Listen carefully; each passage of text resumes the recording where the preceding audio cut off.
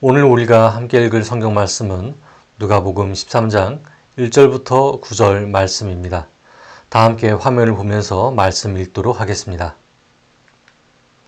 그때 마침 두어 사람이 와서 빌라도가 어떤 갈릴리 사람들의 피를 그들의 제물에 섞은 일로 예수께 아뢰니, 대답하여 이르시되 너희는 이 갈릴리 사람들이 이같이 해 받음으로 다른 모든 갈릴리 사람보다 죄가 더 있는 줄 아느냐? 너희에게 이르노니 아니라. 너희도 만일 회개하지 아니하면 다 이와 같이 망하리라. 또 실로암에서 망대가 무너져 치어 죽은 18사람이 예루살렘에 거한 다른 모든 사람보다 죄가 더 있는 줄 아느냐? 너희에게 이르노니 아니라. 너희도 만일 회개하지 아니하면 다 이와 같이 망하리라. 이에 비유로 말씀하시되 한 사람이 포도원에 무화과 나무를 심은 것이 있더니 와서 그 열매를 구하였으나 얻지 못한지라. 포도원 지기에게 이르되 내가 3년을 와서 이 무화과 나무에서 열매를 구하되 얻지 못하니 찍어 버리라. 어찌 땅만 버리게 하겠느냐? 대답하여 이르되 주인이여 금년에도 그대로 두소서. 내가 두릅하고 거름을 줄이니 이후에 만일 열매가 열면 좋거니와 그렇지 않으면 찍어 버리소서 하였다 하시니라. 아멘. 5월은 가정의 달입니다. 지난주에는 어린이날이 있었죠. 이번 주부터는 어버이날과 스승의 날이 함께 다가옵니다. 우리 어른들은 어느새 어른이 되었을까요? 어쩌다 어른이 되었을까요? 모든 사람이 그렇듯 시간이 지나고 한 사회 속에서 문화와 지혜를 터득하면서 어른이 되었습니다. 신앙생활과 더불어 신앙인의 삶을 사는 우리들의 삶은 어떠한가요? 사회인과 신앙인의 삶을 둘 다 가지고 살아가죠. 가끔 저는 이것이 하나로 통일되었으면 참 좋겠다라고 하는 마음을 가지게 됩니다. 사회생활을 하는 사람이 그러하듯 신앙인의 삶 또한 시대에 영향을 받습니다. 시대에 역행하는 것이 기독교인이 아니냐고요? 아닙니다. 사회의 어두운 측면에 역행하는 것이 기독교인이기도 합니다만 아예 역행할 수는 없습니다. 기독교는 우리 문화에 따라서 이해되어 왔습니다. 첫째는 불교와 유교, 둘째는 일제시대, 셋째는 근대와 현대 문명입니다. 어떻게 이걸 증명할 수 있을까요? 바로 기독교인들 가운데서도 세대 차이가 나는 것, 이것으로 증명할 수 있겠습니다. 저는 모태신앙을 가지고 자라왔습니다. 갓 기독교인이 된 어머니와 불교 집안이었던 아버지 사이에서 말이죠. 두 문화가 충돌하는 모습을 어릴 적부터 지켜보았던 저로서는 이것을 이해하지 않을 수 없었습니다. 불교에 익숙한 한국인을 이해시키기 위해 불교 용어로 번역된 성경, 유교에 익숙한 한국인들을 가르치기 위해서 전파된 메시지 등이 시대의 흐름을 느낄 수 있는 것들이었습니다. 예전에 설교했던 분들의 설교를 들어보면 그런 것들이 짙게 묻어 있음을 알 수 있죠. 오늘날은 어떤가요? 여러 가지 성경 번역본이 나오고 초창기에는 이해할 수 없었던 히브리 단어들이 잘 풀어서 나타나고 있습니다. 설교는 또 어떤가요? 더 이상 불교 사상이나 유교 사상이 나타나 있는 설교를 찾아보기 힘들게 되었습니다. 그러나 잔재가 조금 남아 있기도 하죠. 그러나 어느 상황이 되었든지 하나님은 여전히 그 사랑을 일관성 있게 하고 계십니다. 오늘 저는 누가복음 13장 말씀을 통해 어른이 된 저와 여러분께 아직 남아있는 옛 해석의 잔재를 떨쳐버리고자 합니다. 과거 어린이였던 우리들에게 해주고 싶었던 말, 하나님께서 전하고 싶었던 말을 조금 더 세세하게 말씀드리고자 합니다. 13장 1절과 4절을 연이어서 읽어보도록 하겠습니다. 시작. 그때 마침 두어 사람이 빌라도가 어떤 갈릴리 사람들의 피를 그들의 제물에 섞은 일로 예수께 아뢰니. 아멘. 4절입니다. 또 실로암에서 망대가 무너져 치어 죽은 18사람이 예루살렘에 거한 다른 모든 사람보다 죄가 더 있는 줄 아느냐. 아멘. 누가복음 13장에는 충격적인 일들이 두 가지가 일어납니다. 첫 번째, 성전에서 벌어진 민족 학살 사건입니다. 두 번째, 정결 예식장에서 벌어진 안전사고입니다. 어떤 일인지 자세히 한번 살펴보겠습니다. 첫째, 성전에서 일어난 사건입니다. 피가 그들의 제물에 섞였다고 하는 말이죠. 제물은 희생제사입니다. 희생 제물을 바쳐서 하나님께 드리는 것인데요. 그런데 그 희생제물에 사람의 피가 섞였다고 합니다. 이것은 하나님께 제물을 바쳐 희생제사를 드리던 사람들이 로마 군인에 의해서 그 자리에서 예배하던 자리에서 학살을 당했다는 말입니다. 하나님께 예배하던 그 자리에서 학살을 당했다? 아니, 예배는 거룩하지 않나? 하나님이 지켜주시는 것 아닌가? 그런데 어떻게 그 자리에서 학살을 당할 수 있을까? 당시 사람들의 이해로서는 이것이 매우 무시무시한 일이었습니다. 두 번째 사건, 실로암 저수지에서 일어난 사건입니다. 실로암 저수지는 왕궁의 식수로 사용될 정도로 물이 굉장히 깨끗했습니다. 성전으로 가는 사람들이 정결 예식장으로도 주로 쓰여진 곳이었죠. 실로암 연못가에서 사람들이 병을 고침을 받았다라고 하는 이 말도 실로암 연못이 얼마나 깨끗하고 맑은지 알 수 있는 대목이기도 합니다. 이 실로암 저수지에는 망대가 하나 있었습니다. 옛날 건축 방법으로 돌과 나무로 쌓아 올린 망대였죠. 저수지 관리 차원에서 만든 망대였습니다. 그런데 그 망대가 무너져 내렸습니다. 하필 무너진 그곳에서는 사람들이 많이 몰려 있었는데요. 고질병 걸린 사람, 그리고 성전에 들어가기 전에 몸을 깨끗이 하던 사람들이 많이 모여 있었습니다. 그 사람들 중 18명이 무너진 망대에 깔려서 목숨을 잃었습니다. 사람들은 이 사건을 보고 입을 모아 이야기했습니다. 저 사람들 도대체 무슨 죄 때문에 저런 일을 당한 거야? 여러분은 어떻게 생각하신가요? 성스럽다고 생각하는 장소에서 일어난 참혹한 사건은 어떤 일로 일어난 사건일까요? 무엇 때문에 일어난 사건일까요? 예전 불자들은 말했습니다. 업보로다, 업보야. 업보가 무엇입니까? 행위의 결과로다, 인과응보로다, 자업자득이다 라는 뜻입니다. 이스라엘인들과 구역에 얽매이는 신자들은 뭐라고 얘기했을까요? 하나님께 벌을 받았다 라고 이야기했습니다. 여러분, 인과응보는 없을 수 없습니다. 아니 땐 굴뚝에 연기가 안 날 수는 없죠. 그런데 연기가 나는 상황만을 보고 모든 원인을 짐작해서 이야기할 수는 없습니다. 원인을 분명히 안다면 결과에 대한 인과응보에 대한 해석이 가능합니다. 그런데 원인도 알 수 없는데 무조건 결과에 대해서 생각을 한다고요? 무조건 결과에 대해서 해석을 한다고요? 여러분, 사람이라는 것은 자기 자신이 이해할 수 없는 나쁜 일이 일어날 때 그것을 무리하게 해석하려고 하는 경향이 있습니다. 반드시 그 원인을 누군가에게 떠넘기고 싶어 합니다. 그것으로 인하여 자기 자신의 분노와 슬픔을 떠넘기려고 하죠. 특히 이스라엘에서는 심각한 일이 일어날 때 사고를 당한 사람, 그 죄인의 죄를 탓하곤 했습니다. 이전에 회개를 강요받았던 가르침에 의하면 저는 안 좋은 일이 생길 때마다 자신을 탓하고 비난하며 혹시나 내가 잘못한 일을 하고 있지 않았을까 스스로 돌이켜 보았습니다.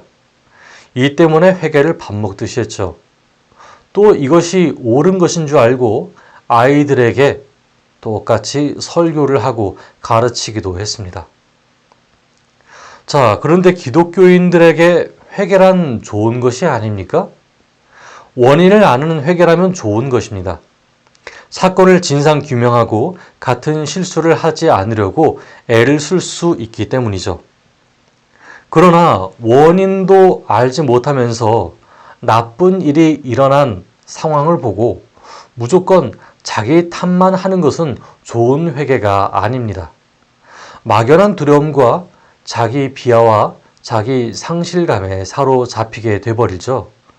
하나님은 사랑의 하나님이 아니다 라는 인식과 함께 언제 벌을 줄지 모르는 무서운 존재라고 오해하며 신앙생활을 하게 됩니다. 예수님 당시 사람들이 그런 생각을 갖고 있었습니다. 예수님에게 살해 사건을 전달하는 사람들은 그 일이 일어나게 된 것이 어떤 죄 때문인지 해석받고 싶어 했습니다. 나는 저런 일을 당하지 말아야지. 나는 저런 거룩한 곳에서 저런 일을 당할 정도로 죄를 짓지 말아야지. 그럼 그 죄의 종류가 무엇일까? 나쁜 일을 당하지 않게 하기 위해서 그 죄의 종류만 따져 묻는 이 사람들. 예수님께서는 결코 좋게 보지 않으셨습니다. 예수님께서는 사람들의 마음에 최근에 일어난 사건 한 가지를 던져주셨습니다. 18명이 무너지는 망대에 치여 죽은 사건이죠. 부실공사에 대한 사건입니다. 이 또한 사람들은 해석을 받고 싶어 했습니다. 그러나 예수님께서는 사건의 원인이 아닌 단지 억울하게 죽임을 당한 이들을 비난하려는 사람들을 향해 단호하게 말씀하십니다. 2절과 3절 그리고 5절을 함께 읽어보도록 하겠습니다. 시작. 대답하여 이르시되 너희는 이 갈릴리 사람들이 이같이 해 받음으로 다른 모든 갈릴리 사람보다 죄가 더 있는 줄 아느냐? 너희에게 이르노니 아니라 너희도 만일 회개하지 아니하면 다 이와 같이 망하리라. 너희에게 이르노니 아니라 너희도 만일 회개하지 아니하면 다 이와 같이 망하리라. 아멘. 제가 3절과 5절을 잘못 기록했다고 생각하신가요? 성경책을 읽어보면 이 두 구절이 토시 하나 틀리지 않은 똑같은 문장으로 되어 있는 것을 볼 수 있습니다. 예수님은 이렇게 반복적인 말씀을 하면서 사람을 쉽게 판단하고자 하는 사람들에게 다음과 같은 처방을 내리십니다. 주변 사람들이 비참한 일을 당한다고 해서 그 사람의 죄를 찾으려고 애쓰지 마라. 죄의 종류를 구별하면서 그 사람들처럼 똑같은 일이 일어나지 않을 것이라는 착각에 쌓이지 마라. 너희가 하나님의 나라를 위해 마음을 돌이키지 않으면 그런 사고를 당한 사람처럼 너희도 하나님의 진노를 받을 것이다. 예수님의 이 말씀을 들여다보면 다음과 같습니다. 첫째, 사람의 허물을 들춰내기 좋아하는 사람이 되지 말라고 하는 것입니다. 사람은 언제 어디서든지 생각하지 못하던 시간에 사건과 사고를 당할 수 있습니다. 자기의 죄든 아니든 어떤 자연재해나 다른 사건에 의해서 여러 가지 일을 당할 수 있습니다. 그런데 진상규명의 이유를 말고 자신의 유능함을 위하여 타인을 무조건 짓밟고 보는 사람들, 자신의 의로움을 나타내기 위해서 무조건 다른 사람의 나쁜 점을 끄집어내는 사람들, 이 사람들은 어떤 사람들일까요? 사람의 허물을 들춰내기 좋아하는 사람들입니다. 이것은 그냥 자연재해일 뿐이야. 이것은 그냥 일어난 일일 뿐이야. 라고 넘어갈 수 있는 일도 굳이 죄를 끄집어내요. 이것은 누구 잘못이야. 이것은 누구 탓이야. 라고 이야기를 하는 사람들이죠. 여러분들 중에서는 그런 사람들이 없게 되기를 바랍니다. 어떤 사건과 사고가 일어났다면 그 유족들을 위해서 위로해 줄 줄 아는 사람들이 되길 바랍니다. 둘째, 하나님 나라를 위해 마음 돌이키는 사람이 되기를 바랍니다. 회개, 즉 하나님 나라를 위해 마음을 돌이키는 사람은 그 사람의 입장에서 보는 사람입니다. 사람의 상황을 멋대로 평가하지도 않고 자기 자신도 그 일이 일어나지 않게 하기 위해서 노력하는 사람을 뜻합니다. 이 때문에 예수님이 다음과 같은 비유를 들어 말씀하셨습니다. 6절과 7절 말씀 함께 읽어보겠습니다. 시작. 이에 비유로 말씀하시되 한 사람이 포도원에 무화과 나무를 심은 것이 있더니 와서 그 열매를 구하였으나 얻지 못한지라. 포도원 지기에게 이르되 내가 3년을 와서 이 무화과 나무에서 열매를 구하되 얻지 못하니 찍어버리라. 어찌 땅만 버리게 하겠느냐. 아멘. 오해하지 않게 먼저 말씀드립니다. 여기에 나타난 한 사람, 즉 포도원 주인은 하나님을 뜻하는 단어가 아닙니다. 포도원 주인은 남을 함부로 판단하려고 한 사람, 우리 지역사회에서 결정하기 좋아하는 사람을 뜻합니다. 김경일 교수님의 강연을 인용해 보겠습니다. 인간은 인지적 구두쇠입니다. 정확하게 딱 떨어지는 정보를 좋아하죠. 그래서 어떤 사건이 일어났을 때 그 사건에 대한 결말만 듣고 싶어 합니다. 그래서 철수가 사람을 죽였대 라고 하는 말을 싫어하죠. 왜? 더 많은 정보를 알아야 하기 때문입니다. 왜 죽였대? 무슨 이유 때문이래? 라는 질문이 나와야 합니다. 그러나 철수가 살인자래 라는 말은 좋아합니다. 정보가 거기에서 종료되기 때문이죠. 이미 모든 것이 판단 종료된 상황이기 때문입니다. 그래서 대체로 사람들은 모든 일들을 판단 종료가 된 상태에서 받아들이려고 합니다. 이 포도원 주인처럼 말이죠. 그러나 스스로 섬기러 오신 예수님은 포도원 지기의 자세가 되셨습니다. 8절과 9절을 함께 읽어보겠습니다. 시작.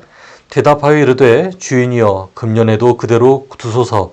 내가 도릅하고 걸음을 줄이니 이후에 만일 열매가 열면 좋거니와 그렇지 않으면 찍어 버리소서 하였다 하시니라. 아멘. 판단 종료를 원하는 사람들에게 맞서서 노력해보자는 사람을 보신 적 있으십니까? 그 사회를 변화시키려는 사람을 본 적 있으십니까? 여러분, 우리는 어떤 상황을 포기하려고 합니다. 예수님께서는 그것을 쉽게 포기하지 않는 분이심에도 불구하고 말입니다. 여러분, 우리는 우리 힘으로 대체할 수 없는 것들을 너무나 쉬이 포기하는 것은 아닐까요?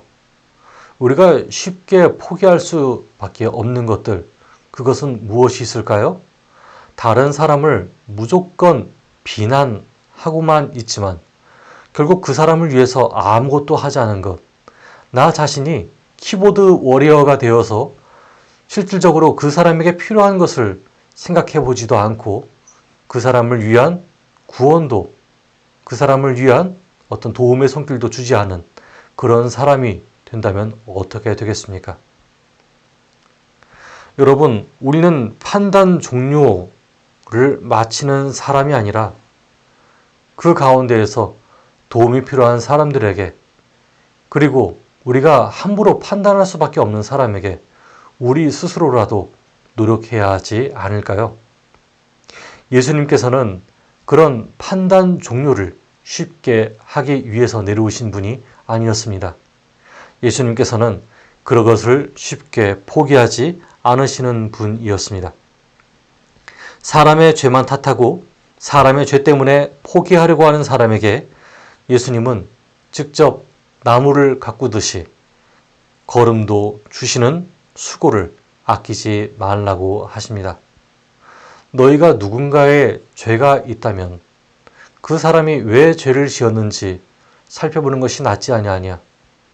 너희가 그 사람이 죄를 지었다면 그 사람의 죄를 먼저 비관하기 앞서서 너희가 그런 사람들이 두 번 다시 생겨나지 않도록 또는 그 사람이 이해받을 수 있는 환경이 되도록 그렇게 노력해야 하는 것이 중요하지 아니하냐 라고 말씀하고 계십니다.